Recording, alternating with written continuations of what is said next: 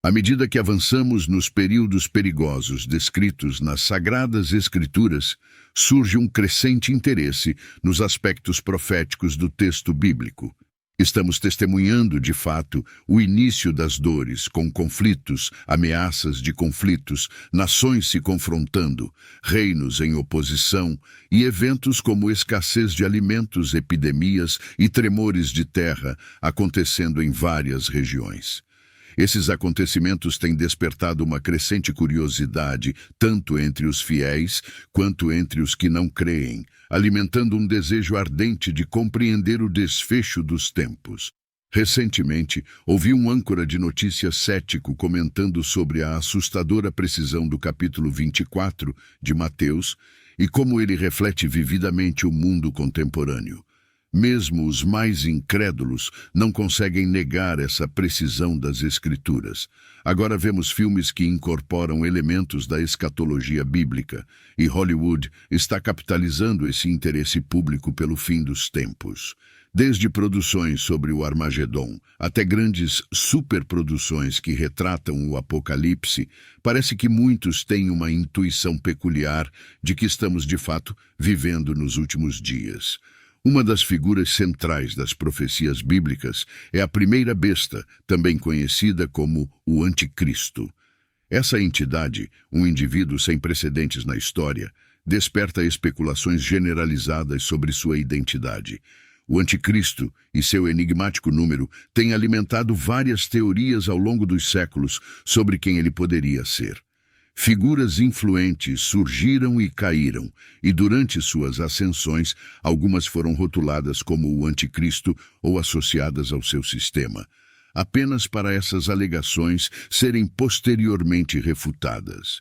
Muitas dessas afirmações agora parecem extravagantes, um lembrete de que devemos ser cautelosos ao apontar alguém como o Anticristo nos dias de hoje. Por exemplo, o imperador Nero, conhecido por sua perseguição aos cristãos, foi sugerido como candidato devido à transliteração de seu nome em hebraico resultar em 666. Adolf Hitler também foi rotulado por razões óbvias. Até mesmo o príncipe Charles de Gales foi tema de discussão, com teorias elaboradas sobre sua conexão com o Anticristo com base em linhagem, influência e simbolismo. Na história americana, a especulação de que todo presidente desde George Washington poderia ser o Anticristo persistiu. Isso se deve à significativa influência e poder que o presidente dos Estados Unidos exerce, tornando-os alvo de suspeitas para aqueles que interpretam os eventos contemporâneos à luz da profecia bíblica. Presidentes como Franklin D. Roosevelt, John F. Kennedy, Richard Nixon, Ronald Reagan, Bill Clinton e Barack Obama foram todos citados como potenciais anticristos, com base em uma variedade de fatores, desde políticas e carisma até critérios mais esotéricos, como numerologia. Esse padrão de especulação reflete a tendência humana de buscar padrões e sinais no mundo ao nosso redor, especialmente quando se trata de entender eventos cruciais e cataclísmicos. O papel do presidente dos Estados Unidos, dado seu poder significativo, naturalmente atrai tal especulação, especialmente entre aqueles profundamente investidos em crenças escatológicas. Além disso, bilionários também têm sido alvo de suspeitas, dada sua influência e riqueza, levando alguns a relacioná-los com as profecias do Anticristo. Sua capacidade de impactar economias e moldar a narrativa global faz com que sejam vistos como candidatos plausíveis para esse papel profético. Na esfera da riqueza e da influência global, personalidades como Bill Gates, com sua dedicação à saúde global por meio da Fundação Bill e Melinda Gates, ou Elon Musk, com suas iniciativas para revolucionar o transporte tanto na Terra quanto no espaço, ou ainda Mark Zuckerberg, muitas vezes se tornam alvo desse tipo de especulação. Embora suas ações sejam amplamente elogiadas por seu potencial em lidar com desafios globais prementes, também são examinadas com cautela por alguns que as veem como desempenhando o papel do anticristo, liderando a humanidade ao erro sob o pretexto de progresso e inovação. Ao longo da história, diversas figuras influentes emergiram para a ribalta, capturando a imaginação do público e, às vezes, suscitando suspeitas. Durante suas trajetórias ascendentes, alguns desses indivíduos foram identificados por observadores como o anticristo ou acusados de estarem ligados ao seu sistema. Essas alegações, feitas com convicção, muitas vezes foram posteriormente refutadas ou caíram em desgraça, à medida que a percepção em torno dessas figuras mudava. Olhando retrospectivamente, muitas dessas afirmativas parecem bastante ousadas, servindo como um lembrete eloquente das complexidades envolvidas na interpretação de eventos contemporâneos através da ótica da profecia bíblica. A tendência de associar figuras públicas, sejam elas líderes políticos, magnatas ou personalidades influentes, ao anticristo, reflete um desejo humano intrínseco de compreender o mundo, especialmente em tempos de incerteza ou turbulência.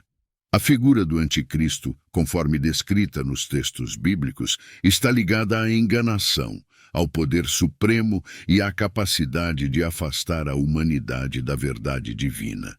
É compreensível, então, que indivíduos que exerçam grande influência ou promovam mudanças significativas possam ser vistos sob essa lente por aqueles que buscam indícios do fim dos tempos. No entanto, essa prática de rotular figuras contemporâneas como o anticristo resultou em uma multiplicidade de afirmações especulativas e infundadas. Isso ressalta o perigo de aplicar profecias bíblicas a indivíduos modernos sem um entendimento claro dos critérios envolvidos. Muitas dessas alegações, após reflexão, parecem refletir mais os medos e ansiedades da época do que as características intrínsecas dos indivíduos em questão. Em segundo lugar, o numeral 666, frequentemente mencionado como o número da besta, representa um símbolo profundo do mal e da malevolência ao longo dos registros da escatologia cristã.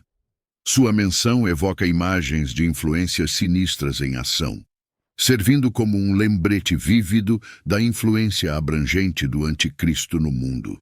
A associação de 666 com o anticristo está profundamente arraigada no livro do Apocalipse, onde é explicitamente apresentado como o número associado à besta, uma alusão direta à presença do anticristo e suas ações malignas.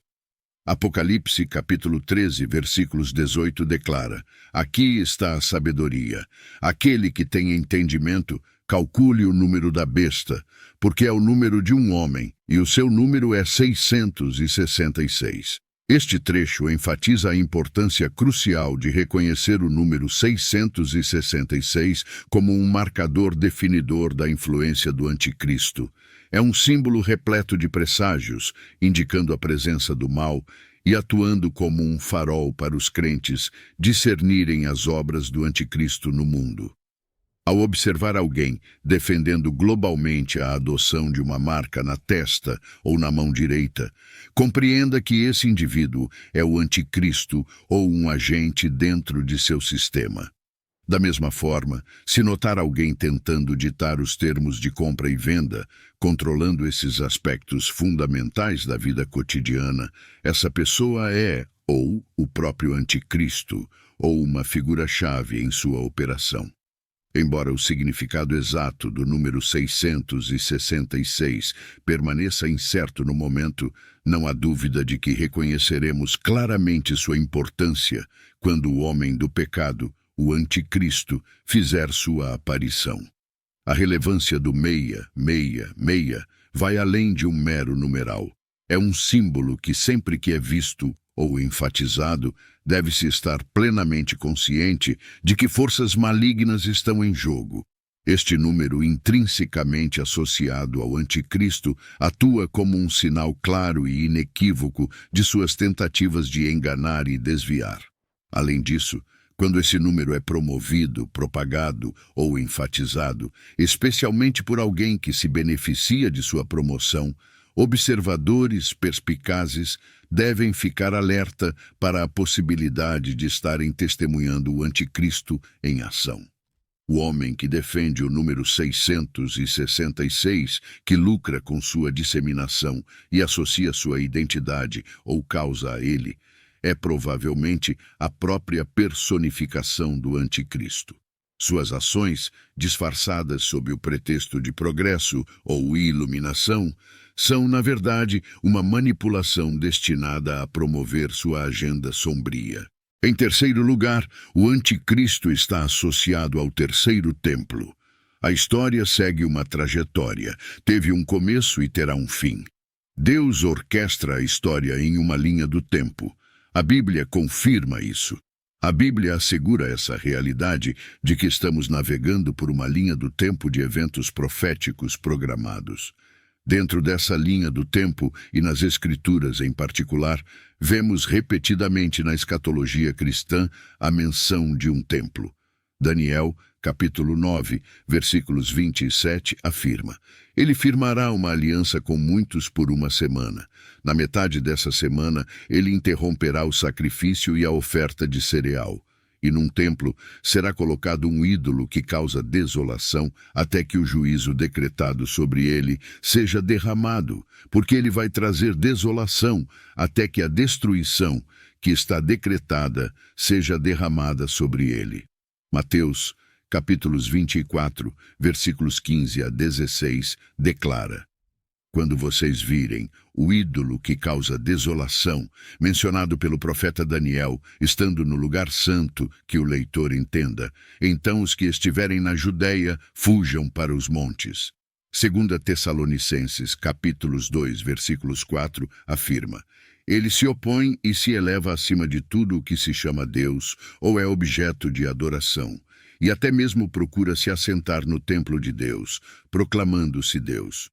O anticristo está associado ao terceiro templo. Assim que este templo for erguido ou estiver prestes a ser erguido, busque pelo anticristo.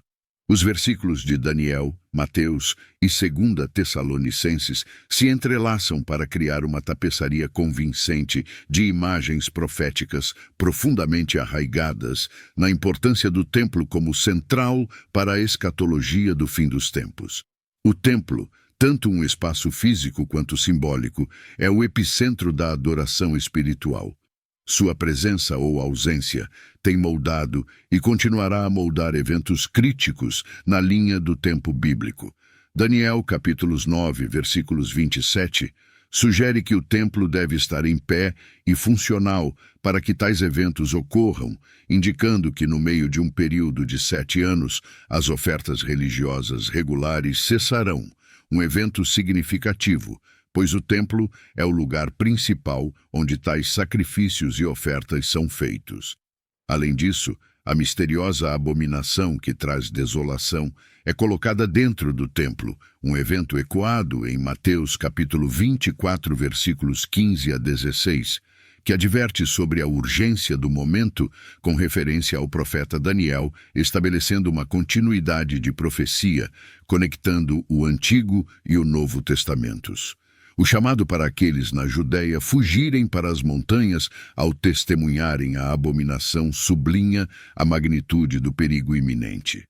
Embora a natureza exata da abominação da desolação seja debatida entre estudiosos, o foco aqui é no templo onde esta abominação ocorrerá. Um templo está por vir, sinalizando implicações profundas para a profecia do fim dos tempos, e uma vez que este templo apareça, também procure pela chegada do anticristo. O conceito de construir um templo no cenário político atual parece quase inimaginável devido à localização do terceiro templo, que desempenha um papel significativo na profecia do fim dos tempos, acreditando-se estar no Monte do Templo em Jerusalém. As complexidades da diplomacia internacional Tensões regionais, diferenças religiosas e contextos históricos profundamente enraizados tornam tal empreendimento tenso e desafiador. Pode-se questionar como, em um mundo tão interconectado e atento às nuances da política global como o nosso, um templo poderia ser construído sem incendiar uma série de conflitos. No entanto, as Escrituras sugerem que, durante a tribulação, não apenas a construção do templo se tornará viável, mas também será protegida e até defendida pelo Anticristo, como mencionado em Daniel, capítulos 9, versículos 24 a 27.